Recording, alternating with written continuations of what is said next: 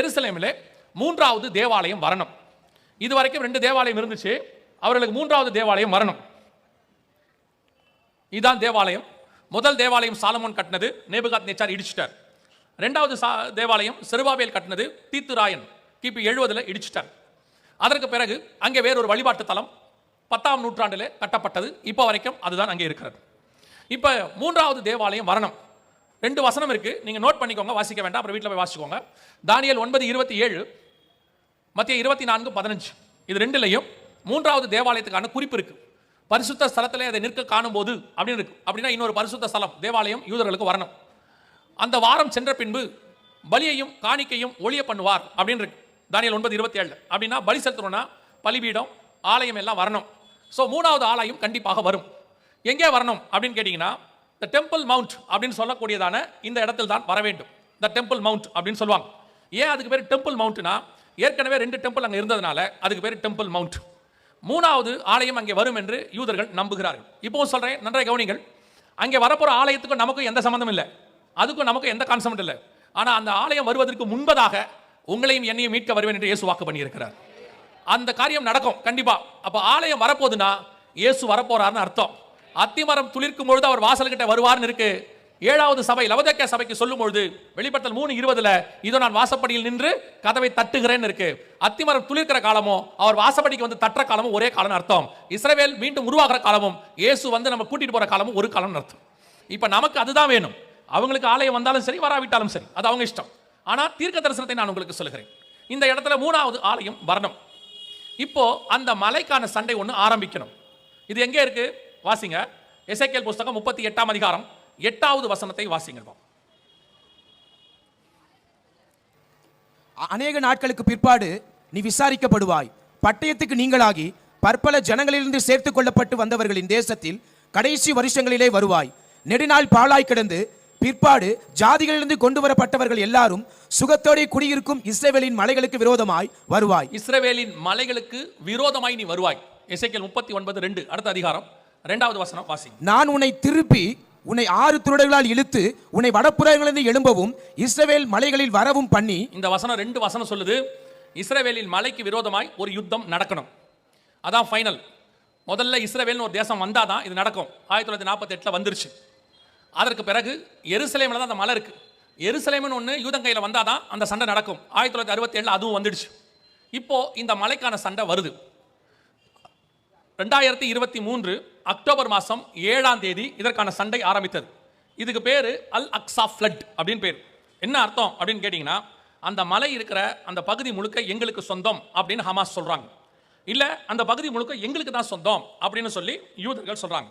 இதற்கான சண்டை தான் 2023 அக்டோபர் மாதம் 7ஆம் தேதி ஆரம்பிச்சிச்சு.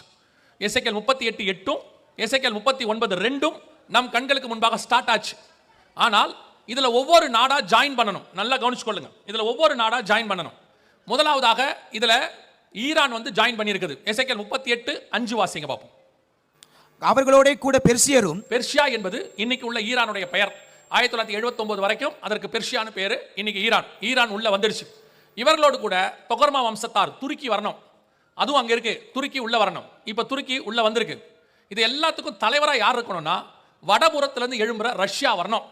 இதை நாம கிட்டத்தட்ட நாங்கள் எங்கள் மினிஸ்ட்ரியிலிருந்து ஏறக்குறைய 20 வருஷமாக சொல்லிக்கிட்டு இருக்கிறோம். 2005-6 இருந்து இதை சொல்லிக்கிட்டே இருக்கிறோம். ரஷ்யா ஒரு யுத்தம் இஸ்ரேலுக்கு நடக்கும் என்று சொல்லி. ஆனால் 20 வருஷத்துக்கு முன்னாடி அப்படி ஒரு சம்பவமே இல்லை. ரஷ்யாவும் இஸ்ரேலர்களும் பயங்கர ஃப்ரெண்ட்ஸ். ஆனால் வசனம் சொல்லுது, ரஷ்யா இஸ்ரேலுக்கு விரோதமாக வரணும், வடக்கு பக்கத்திலிருந்து எழும்பி வரணும் அப்படின்னு சொல்லுது. இதான் வடக்கு பக்கத்திலிருந்து ரஷ்யா. நீங்கள் இஸ்ரேல் மேலே ஒரு புள்ளி வச்சு இங்கே நீங்கள் பார்த்தீங்கன்னு சொன்னால் நேராக மாஸ்கோ மேஷாக் அப்படின்னு இருக்கும். அங்கே தான் போய் நிற்கும். அடுத்து தூபால் இருக்கும். அதே நான் சொல்றதுலாம் எசேக்கியேல் 38 இருக்கு. 2ல் தூபால்னு இருக்கும். அதான் திபிலிசி அப்படின்பாங்க, ரஷ்யாவில் இருக்கு. இந்த 2 பட்டணத்துக்கும் தலைமையான அதிபதியாக இருக்கக்கூடியதான ரஷ்யா, இவர்கள் தான் வரணும். இப்போ ரஷ்யா இந்த விஷயத்தில் இஸ்ரேலுக்கு எதிராக எதிர்மி வரணும், ஈரானுக்கு ஆதரவாக வரணும். இந்த தீர்க்க தரிசனம் இப்போ நிறைவேற தொடங்கி இருக்கிறது. இந்த 12 நாள் யுத்தம் நடந்துச்சு. உங்க எல்லாருக்கும் தெரியும் 12 நாள் யுத்தம் நடந்துச்சு. இந்த யுத்தத்தில் கடைசியாக ரஷ்யா வந்து ஜாயின் பண்ணதை நீங்க பார்த்துருப்பீங்க. அதுக்கு முன்னாடி ரஷ்யா உள்ள வரவே இல்லை. ஹமாஸ் இஷ்யூல வரல, லெபனான் இஷ்யூல வரல, ஹவுதீஸ் இஷ்யூல வரல, சிரியா இஷ்யூல வரல. ஆனால் ஈரான் இஷ்யூ வந்த உடனே ரஷ்யா உள்ள வந்துச்சு, சைனா உள்ள வந்தது, துருக்கியும் உள்ளே வந்தது. எசேக்கியேல் 38 வந்திருக்கு.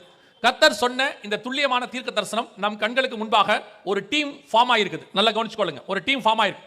இதோடைய ஆரம்பம் எங்க இருக்குன்னு கேட்டீங்கன்னா 2023 அக்டோபர் 7 மலைக்கான யுத்தம். அந்த இடம் எங்களுக்கு வேணும் என்று சொல்லி அவர்கள் சொல்லுகிறார்கள். இப்போ அந்த மலையை ஐநால அடுத்து அவங்க ஜனநாயக முறைப்படி எடுக்க முயற்சி பண்ணுவாங்க.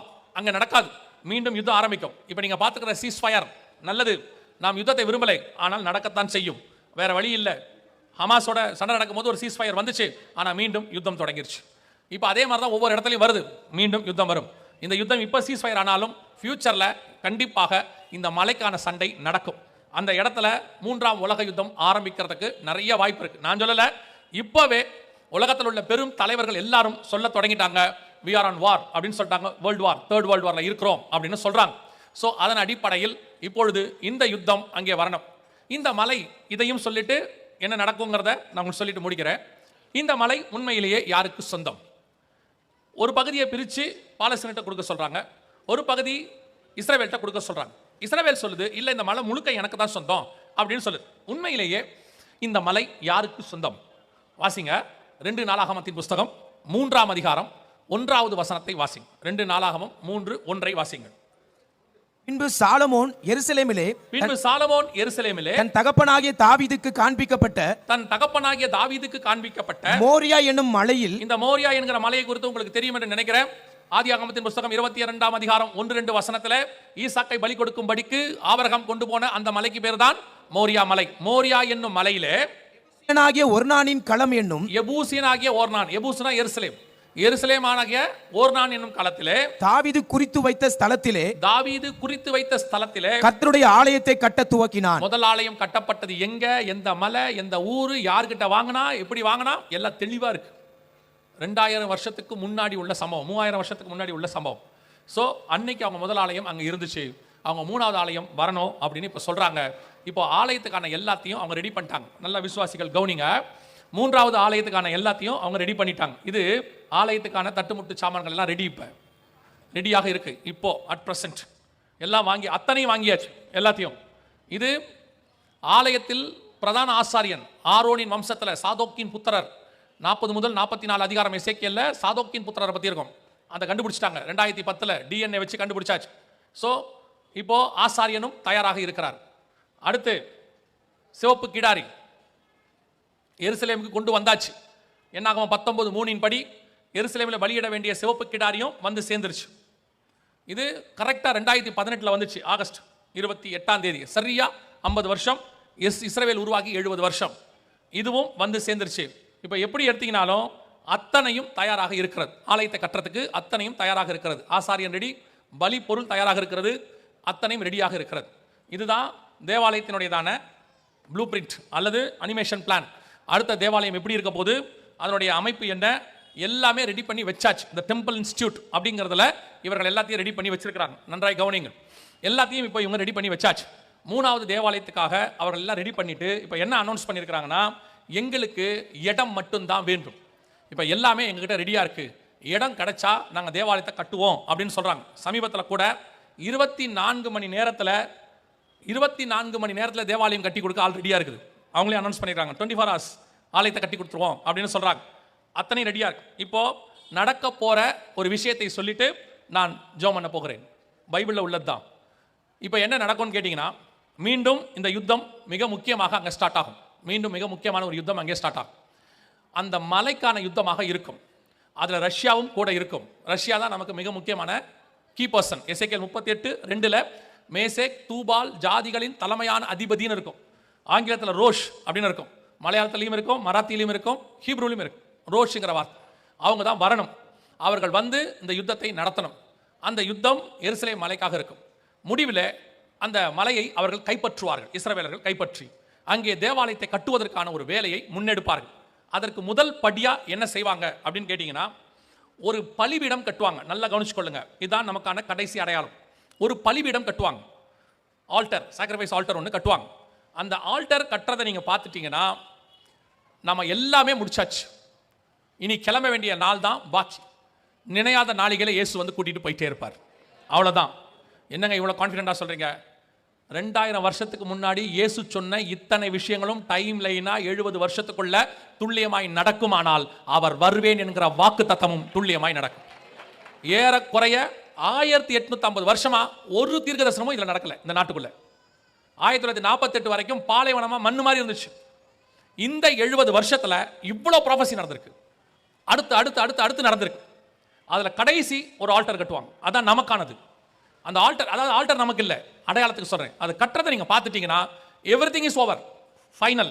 அதுக்கப்புறம் எப்ப வேணாலும் வருகை வரும். அவர் வரும் நாளாகிலும் நாளிகையாகிலும் பிதா ஒருவரை தவிர மற்ற ஒருவனும் அறியான். அதனால டேட் தெரியாது, வருஷம் தெரியாது, நாள் தெரியாது. ஆனால் அடையாளங்களை வச்சு நாம கொஞ்சம் நிதானிக்க முடியும். ஏன்னா அவர்கிட்ட கேட்கறாங்க, முடியும் வருகைக்கும் உலகத்தின் முடிவுக்கும் அடையாளம் என்ன அப்படின்னு கேட்டாங்க. இப்போ ஆல்டரை கொண்டு வந்து அங்க வைக்கிறத, அந்த டெம்பிள் மவுண்ட்ல வைக்கிறத நீங்க பாப்பீங்க.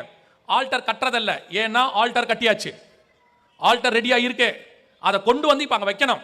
அதைத்தான் நீங்க பார்க்க போவீங்க. அதோட எல்லாம் ஓவர், எப்ப வேணாலும் வருகை வரும். இதை வசனத்திலிருந்து உங்களுக்கு சொல்லணும்னா வாசிங்க, முடிக்கலாம். லூக்கா எழுதின சுவிசேஷம் 21ஆம் அதிகாரம் 24வது வசனம் வாசிங்க. 21, 24. பட்டய கருக்கினாலே விடுவார்கள், சகல புறஜாதிகளுக்குள்ளும் சிறைப்பட்டு போவார்கள். புறஜாதியாரின் காலம் நிறைவேறும் வரைக்கும், புறஜாதியாரின் காலம் நிறைவேறும் வரைக்கும் எருசலேம் புறஜாதியாரால் மிதிக்கப்படும். அந்த மலை மற்றவர்கள் வந்து போகிறதுக்கு அனுமதி கொடுக்கப்படும். அவங்க காலம் முடிஞ்சிருச்சுன்னா, இவங்களுடைய பலிபீடத்தை கொண்டு வந்து வச்சுட்டாங்கன்னா, அதுக்கப்புறம் அது மேலே யாருக்கு என்ன கொடுக்க மாட்டாங்க, பெர்மிஷன் கொடுக்கவே மாட்டாங்க. ஹோலி சைட்டா அவங்க மாத்திடுவாங்க. நமக்கு இல்லை, ஹோலி சைட்டா அவங்க மாத்திடுவாங்க. அதுக்கப்புறம் புறஜாதியார் மிதிப்பதற்கு அனுமதி கொடுக்கப்படாது. அதான் அதோடைய ஃபைனல் நம்ம பார்க்க வேண்டியது. இதுல உங்களுக்கு எனக்கும் என்ன இருக்குன்னு கேட்டீங்கன்னா, இது 24 அவர் வாசிச்சது. 28 வாசிங்க. இவைகள் சம்பவிக்க தொடங்கும் போது, இந்த காரியங்கள் எல்லாம் சம்பவிக்க தொடங்கும் போது வாசிங்க. உங்கள் மீட்பு சமீபமாக இருப்பதால், நீங்கள் நிமிர்ந்து பார்த்து உங்கள் தலைகளை உயர்த்துங்கள் என்றார். இதெல்லாம் சம்பவிக்க ஆரம்பிக்கும் போது 2023 அக்டோபர் 7 ஆரம்பிச்சிருச்சு, மலைக்கான சண்டை ஆரம்பிச்சிருச்சு. இவைகள் சம்பவிக்க தொடங்கும் போது உங்கள் மீட்பு சமீபமாக இருப்பதால் நீங்கள் நிமிர்ந்து பார்த்து தலைகளை உயர்த்துங்கள். ஏன் நிமிர்ந்து பார்த்து தலைகளை உயர்த்தணும்னா, அப்போஸ்தலர் நடவடிக்கைகள் 1ஆம் அதிகாரம் 6 முதல் 9 வசனம் சொல்லுது. இயேசு மேகத்தில் எடுத்துக்கொள்ளப்பட்டு போகும்போது அங்க இருக்கிற தூதன் கேட்கிறான், கலிலேயரே ஏன் வானத்தை அண்ணாந்து பார்க்கிறீர்கள்? நீங்கள் பார்க்கும்படி இயேசுவானவர் எப்படி ஏறி போனாரோ அப்படியே இறங்கி வருவார். இதைத்தான் இயேசு சொல்றாரு. இவைகள் சம்பவிக்க தொடங்கும் பொழுது உங்கள் மீட்பு சமீபமாக இருப்பதால் மேகத்தின் மேல் ஆண்டவராக இயேசு கிறிஸ்து வருக போகிறார். நிமிர்ந்து பார்த்து உங்கள் தலைகளை உயர்த்துங்கள். அல்லேலூயா. இயேசு வருகிற காலம் சமீபமாயிற்று. அதற்கான இஸ்ரவேல் சம்பந்தப்பட்ட எல்லா அடையாளங்களும் நடந்து முடிஞ்சிருச்சு. தேசம் உருவாச்சு, ராஜா வந்துட்டாரு, தலைநகரம் வந்துருச்சு. இப்போ தேவாலயத்துக்கான இடத்துக்கான சண்டையும் ஆரம்பிச்சிருச்சு. இது எல்லாம் இந்த குறிப்பிட்ட 70-77 வருஷத்துக்குள்ள நடந்திருக்கு. இஸ்ரவேலுடைய கடைசி வருஷத்துல தான் யுத்தம் வரும்னு பைபிள் சொல்லுது. எசேக்கியேல் 38:8 நீங்க வாசிக்கும் போது, இஸ்ரவேலின் கடைசி வருஷங்களிலே நீ வருவாய். எசேக்கியேல் 38:16 நீ வாசிக்கும் போது, என் ஜனமாகிய இஸ்ரவேலை கார்மேகம் போல் மூட கடைசி நாட்களில் வருவாயின்னு இருக்குது. ஆண்டவர் சொன்ன காலம் வந்துருச்சு. இனி கண்டிப்பாக காலம் செல்லாது. நமக்கான எல்லா அடையாளங்களும் நம் கண்களுக்கு முன்பாக துல்லியமாய் நடைபெறுகிறது. இவைகள் சம்பவிக்க தொடங்கும் போது நம்முடைய மீட்பு சமீபமாக இருப்பதால் நிமிர்ந்து பார்த்து தலைகளை உயர்த்துங்கள் என்று ஆண்டவர் சொல்லுகிறார். அப்ப நம்முடைய மீட்பு சமீபமா இருக்குது. இப்ப நீங்க நானும் செய்ய வேண்டியது ஒன்னே ஒண்ணுதான். நினையாத நாளிகளே மனுஷகுமாரன் வருவார். விழித்திருந்து அவரை சந்திப்பதற்கு ஆயத்தப்பட வேண்டிய இடத்துல சபை இருக்கிறது.